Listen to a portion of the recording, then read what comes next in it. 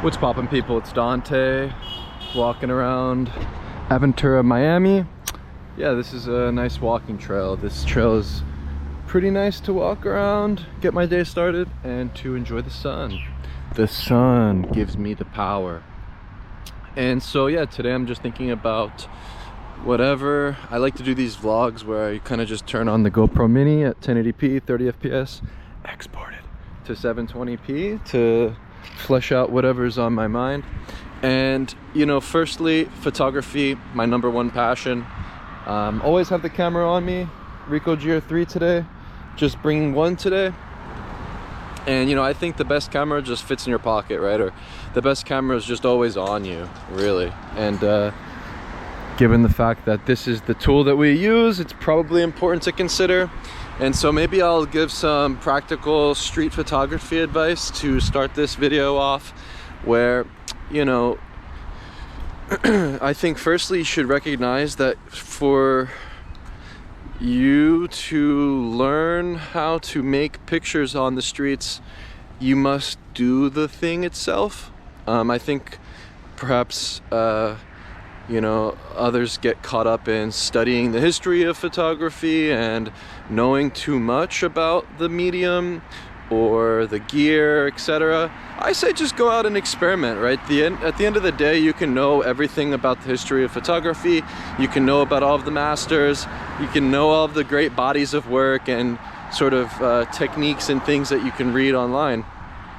But realistically, the best thing that you can do is to just walk more and to follow your intuition, where I believe that the name of the game is in the mundane, and to sort of walk the same lane every single day, but find this beautiful sort of lust for life that is within you.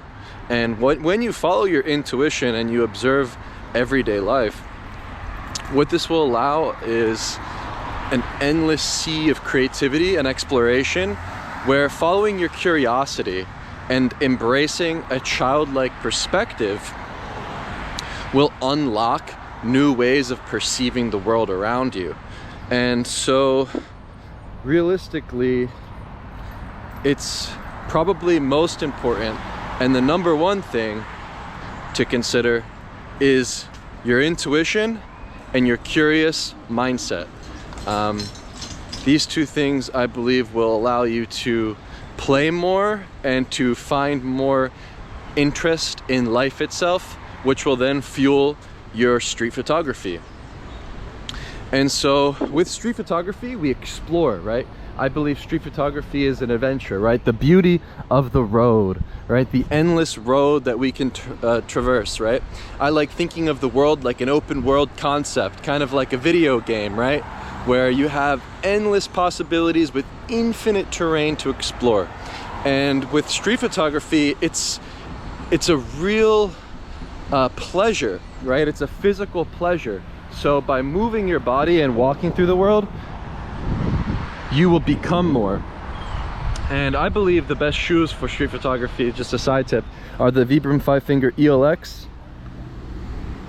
They're barefoot shoes that allow you to feel the world around you, and I actually believe this is a interesting sort of bit of information about the shoes, where you feel the surfaces around you and you become more intense with the way in which you walk.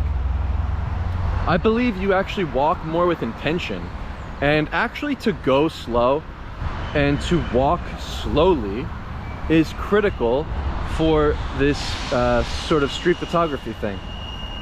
And actually, when you walk slowly and you kind of just let life flow towards you and you're observing everything as life passes by, you become more present in the moment itself and find more potential to make photographs. And I actually think that's a really good goal to consider with street photography. The goal to me ultimately is to make new pictures, more pictures. It has nothing to do with making good or bad photographs. You know, I highly suggest, if you're on Instagram, to delete it and to sort of make up your own way of playing, and to not follow any rules or guidelines, to not sort of subscribe to any basic traditional notions of photography, but to actually make things anew each day. And to wake up with this sort of spirit of play, with your eyes wide open and you're always ready to explore, will inevitably be what keeps you making new pictures. And so yeah, the idea is the pictures you made yesterday, forget about them for now, but it's always on to the next one, right? The new pictures that you create, what's next, right? That's ultimately, for me, what matters and hopefully can help you. Where I feel as though the beauty of photography lies in its power to embrace the now, where the past and the future aren't of our concern, and we can merely live in the moment itself and perhaps get closer to what it means to live in this world. And so with photography, we can uplift humanity, right? So by observing things in the world and creating something out of nothing through the use of the camera, painting with the light around us, yeah, I believe that we can achieve anything, right? We can make something beautiful each day. And ultimately, when I consider art and meaning, you know, to me it feels as though the meaning of life and the meaning of everything on this earth comes down to art and creating new art. Even just considering like logos for hotels, architecture, the paint on the ground, the different ways in which we design cars and cities. I feel as though as artists, yeah, this is actually the greatest thing that we can do, is leave behind artwork, leave behind new ideas, and to treat each photograph this way as you're giving birth to a new idea. You're giving birth to something novel, to something new each day, where your unique perspective can shed light onto the things that are otherwise unnoticed in this world. And yeah, I think that photography, it's a very empowering tool to sort of incorporate in your lifestyle, where street photography, it's merely an ethos. It's just a way of doing things, right? So, you know, when you consider street photography, a lot of the times you think, oh, it's gonna be in New York of a person wearing a top hat or doing some interesting gesture, and there's like a hustle and bustle sort of crowd, or, you know, there's certain like things that you sort of tick off the box to determine what makes a street photograph, right? But realistically, there are no rules or guidelines, and there's, oh, look at the little lizard. Little dinosaurs are all around here in Miami. But yeah, no, so basically the idea is to make anew, right? To understand that anything and everything is photographable, actually. And anything and everything can be street photography. And you know, maybe that's confusing to some, and maybe it's like weird, like why even consider street photography then, and what does it mean? And you know, I believe in the ethos and the approach of finding beauty in the mundane, and perhaps street photography, when it comes down to it, it's just an ethos, it's a way of doing things, it's a way of seeing the world. And you know, everything is fair game, essentially. And so some simple tips when you're on the streets, you know, say hi, smile, you know, nod at people, smile at people, say hi to your neighbors, right? Don't be too shy on the streets. I think a lot of the time street photographers are often nervous or shy or afraid of some sort of confrontation of sorts. But actually to go forward and to embrace the streets and embrace the chaos head on will then allow you to pursue street photography with fearlessness, where actually courage is important. And you know, actually considering courage with street photography will allow you to unlock more potential, and yeah, to not fear any confrontation, but to embrace it head on and to be sort of friendly and approach others if you desire.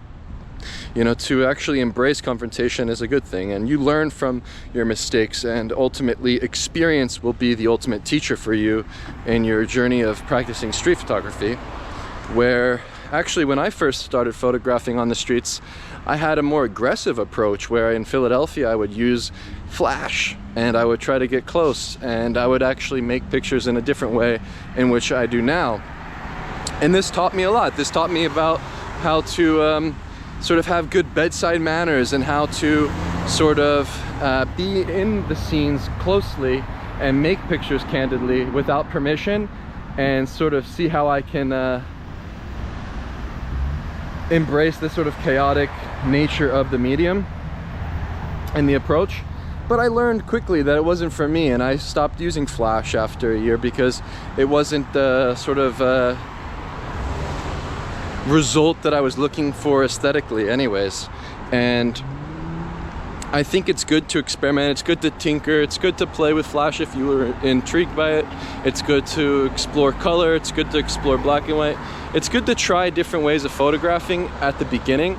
But when it comes down to really getting into the nitty-gritty details and really trying to become a better photographer, I believe in this notion of making pictures with one camera, one lens, keeping everything as simple as possible. This way you can really hone in on the connection between you and the camera, where it's a connection, right? There's something to be said about the connection between you and the camera, where it becomes this mere extension of your body and your mind and your eyes and the way that you see things. And when you use one focal length and you practice every day with that said focal length, you will inevitably see the world in a way that will allow you to flourish, we could say, I believe. You know, you become more in tune with the gear and the way that the gear operates. And I think that is actually critical. You know, while it's good to experiment and to find what works best for you, actually staying true to one mode of photographing after perhaps a year of experimentation will then allow you to really get better at photography. And I think everyone wants to become better photographers, make better art, make the practice perhaps easier for yourself. And yeah, I'd say just sticking to one camera, one lens. That's a sort of tried and true approach that worked for me for many years. And yeah, I'm currently reinventing myself in the way that I do things, where I'm making pictures in black and white. I approached the photography I've made over the years in color. No real rhyme or reason, merely the fact that the raw files that my camera was producing was a color photograph, and I didn't feel like I would enjoy making them black and white and playing with it too much. So I just stayed true to that, and you know, it helped me actually learn by using the raw format, because you have more information to work with. It's maybe actually, now that I consider that, you know, it almost feels like you're photographing with training wheels, where there's more leeway, there's more room for you to mess up with your settings and things. And when you photograph using RAW, you know, a lot of the information can be recovered in Lightroom. Now when I'm using my small JPEGs and boosting the contrast to the max, you know, while it can be a simple process because it's fast and I don't have to do any processing, there is something to be said about this, where you have to get everything in camera, and it almost is like this good creative restraint. And I feel as though with street photography, creative restraints unlock potential and more creative thriving. That's why the one camera, one lens thing is a great notion. And now with me and my black and whites, everything in the camera, you know, this is just another creative constraint that I'm subscribing to that allows me to flourish. So creative constraints are actually a good thing with street photography. But I believe that to open your mind, right, to be open-minded, it's very critical with street photography actually. And so when I say that, I mean, you know, don't get caught up in a project or like, you know, a particular subject, or, you know, these like basic ideas. You know, I'm gonna go and look for, you know, a certain texture today, or I'm gonna go and look for silhouettes or certain characters, or, you know, things that are, you know, blue. You know, you don't want to do these kind of silly games, because at the end of the day, following your intuition and remaining in a state of play and photographing candidly without any concern of, you know, what your focus is, I actually do think this is critical, and it'll allow you to flourish So yeah, don't get caught up in any projects or basic ideas of what you're going out there to photograph, right? Don't have any ideas sort of in your head of what to expect, right? You want to sort of embrace the spontaneity, embrace the chaos head on, and actually just make some sort of order out of the chaos itself. And so yeah, don't expect anything. And to actually approach photography with this autotelic mindset, which essentially is making pictures for the sake of making pictures, right? You want to make pictures for yourself at the end of the day. When it comes down to it, you know, you're making photographs for yourself. You know, don't expect any external validation or praise. Just make them for the sake of making them and have fun, where actually having fun, right, should be the goal. I think that should be the goal of life itself. And so when you have fun on the streets while you're making pictures, it'll bring you joy, and the photographs will reflect that actually. And so, you know, when you look back at your images, you want to cherish them, right, and hold them near and dear to your heart. As the photographs we create, you know, maybe it's just a way to propagate your voice and your unique perspective, but also to cherish them and to have these sort of photographs as a way to remember and to actually look at them in sequential order. I like to look at them from the first photo I made to the most recent photo I made, and it almost feels like a stream of becoming, where yeah, it's a way to maybe explore your subconscious mind, your conscious mind, but I believe in the connection between your mind, body, and soul. And when photographing, you sort of tap into the Zen-like meditative practice of recognizing the patterns in both nature and human behavior, which then, you know, empowers the photographer. It will empower you once you recognize this sort of connection, actually. And it's a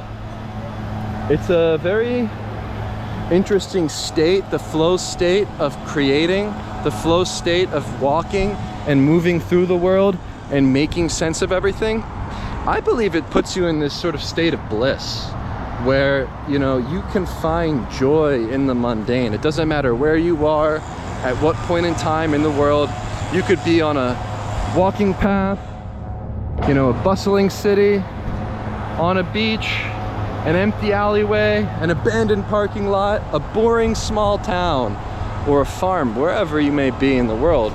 You will always find something to photograph.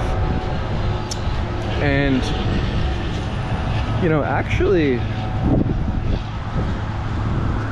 really the joy of photography for me is that simple fact. And it's something that I hold near to my heart, where, you know, you can overcome any mental block, any mental challenges, where, you know, everything's mind over matter. And, you know, I've never met someone that's depressed that walks 30,000 steps per day. And so, yeah, actually to find this joy in the process of making pictures, no matter where you are, it's so critical, right? Because a lot of the times we get caught up with the locations that we're in, like, oh, am I gonna find anything interesting today? Oh, is anything happening today? Actually, just treat the act of going for a walk as a way for you to find that out for yourself. And perhaps actually treating yourself like your own sort of citizen journalist, your own sort of media empire outlet, where your photographs are your story and your story of the world around you. And from making these images of your town, of your locations that you're traversing through, yeah, you can leave something behind. You can leave your own perspective on that place. And it's almost as if you're making your own little, you know, news agency. I kind of like that idea of being the bystander, right? The bystander. You know, we bear witness to these things around us, and sort of instances, these sort of 1/500th of a second moments, right? These split seconds, these fleeting moments that are ever beautiful and worth championing. Yeah, I think we're uplifting. You know, I think that's where, you know, this power of photography lies. And so, you know, do photographs lie, or do they tell the truth? And, you know, this is an interesting idea I had, where, you know, when you photograph, we're merely curious about the results, right? At the end of the day, what will reality manifest to be in a photograph? If there's a 1% interest you have in said subject in front of you, yeah, just raise the camera, press the shutter. You know, is it what you see is what you get, or what you get is what you didn't see? You know, a lot of the times when I look through my photographs that I made that day, a lot of the things that are presented to me, I actually did not see in that moment. And I think that's the beauty of photography, where we can actually dive deeper and learn through the process of making pictures, but also from the things that are revealed in the pictures themselves. And this, to me, is what keeps me going back out there, is opening that question up every morning when I wake up. What will reality manifest to be in a photograph? And this will push you further to dive deeper and to uncover the mysteries, right? Where maybe when we photograph, it's like we're searching for little clues here and there. And you know, through the act of photographing and making new pictures, yeah, we can write our own scripture.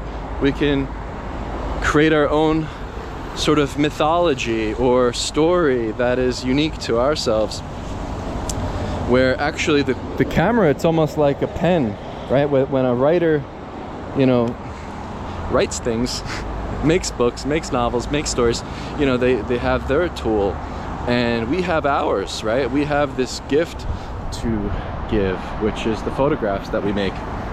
And I actually think that photography is so powerful because it's the universal language of the world itself, right? Where we have music, we have dance, and we have these things that move people. But I actually believe in the power of the photograph, and I believe the power of the photograph can move people. I believe that the power of the photograph actually lies in this fact that it's recognizable and readable, no matter the cultural differences, backgrounds, language barriers, etc.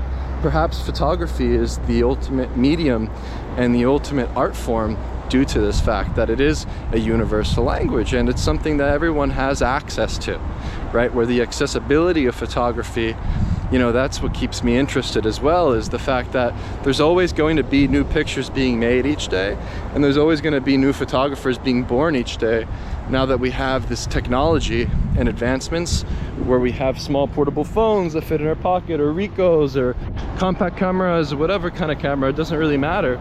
The point is that we're always making pictures as humans, and we're always looking to create these memories and create these documents, right? Or works of art that describe what it was like to live in this time. And I find that through street photography, we really do get to the sort of root of the medium itself, where street photography perhaps is the backbone of photography. You know, the first photographs made on the streets, you know, this is the most accessible way to approach the medium of photography, is to just put a camera in your pocket, walk around town, photograph whatever you see. And you know, yeah, I do believe in that. And I believe in this idea of walking and photographing and learning through the medium, where the more that we photograph, the more that we learn about the world around us. You know, the more people we meet and the more open-minded we remain, yeah, the better. And so, you know, I believe traveling will unlock more potential for photography. However, you know, wherever you are now is the best place to be. Wherever you are now is your prime in general, but wherever you are now is probably just a wise place to be, where you don't need to travel, but actually traveling does it does something for your sort of life and philosophy of things. And you know, I've had lots of great experiences that I've cherished over the years of photographing, sort of traveling to different places, meeting new people, having these sort of experiences that I cherish to this day. And I would have probably never had these experiences if it weren't for this gift of photography, right? Where the photography sort of the act of making pictures and sort of camera itself maybe becomes this passport or an excuse to just go out into the world, right? Where it's very easy in today's day and age of modernity to be a consumer and to actually just sort of sit back, chill indoors, you know, watch movies, play video games. But why not treat life like the ultimate video game, and you are the hero character, you are Achilles, right? Living through your Iliad, and to sort of, oh, look at the beautiful butterfly. I get distracted very easily because I'm very in tune. I like watching life pass by. I like sort of embracing nature around me, embracing the street, embracing the sounds, the feeling, everything.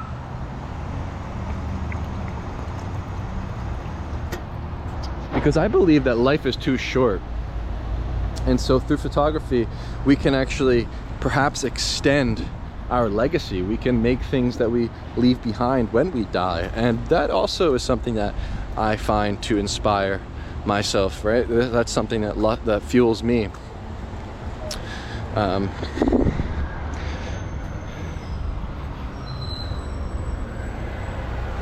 And so photography is a superpower, right? And you are a superhero with the camera, right? Thinking of Spider-Man. Spider-Man the photographer, right? Yeah, perhaps we're kind of just like Spider-Man. So yeah, that's a couple thoughts today. I mean, I haven't had many novel ideas lately. I kind of like rehashing them and sharing them as a way for me to flesh things out, because the more I speak the truth, my truth, into existence, the more that I share, the more that I grow. And I like to talk to myself, right? So when I walk, I oftentimes think and talk, and I think that by sharing with you using this GoPro, it's allowing me, you know, this fun place to explore my creativity and lust for life. As ultimately, I just want to share my joy for photography and somehow, you know, get it across to the world, to someone, maybe, yeah, to then empower you.